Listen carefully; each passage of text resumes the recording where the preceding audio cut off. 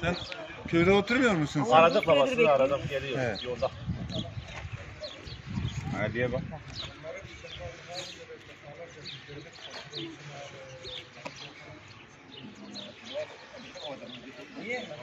Biraz önce de aramıştım.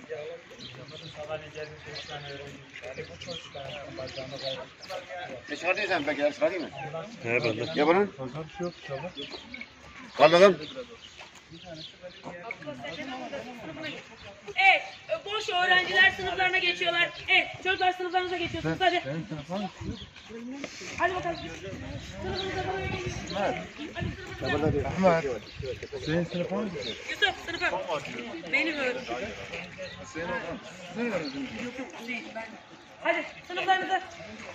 Hemen hemen de Sen gönderdin mi? Kime? Yukarıda mı? Yani birazcık. Hangi kasa?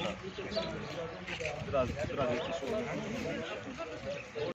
Burada hocalara kızacağına burada kavak kızım. Burada öğretmen o hocalara... Arslan abi araba ileri al Arslan. Çok önünde.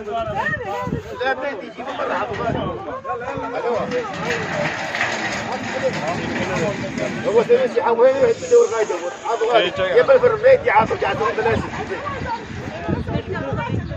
شو سابي لا يا رب العالمين Ömer nerede? هذا ما حول شنو هم صدق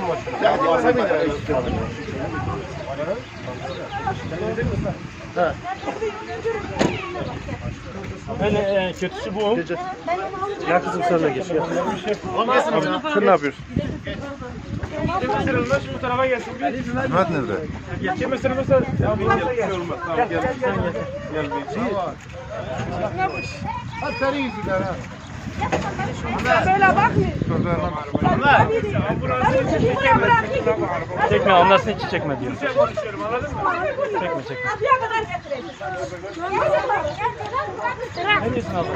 Ne diyorum? Servis buraya kadar bırakıyorlar çocuklar. Öyle küçükler. Nerede bırakıyor abla?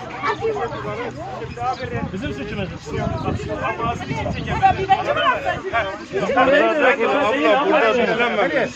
Nerededir yani? Tekrar seçlerde değil ablacığım. Reis emniyeti söyleyeyim gelsin telefonuna bak. Gelsin baksın sen çocuklara mı davranıyorsun? Benim büyük Hocalara mı davranıyorsun?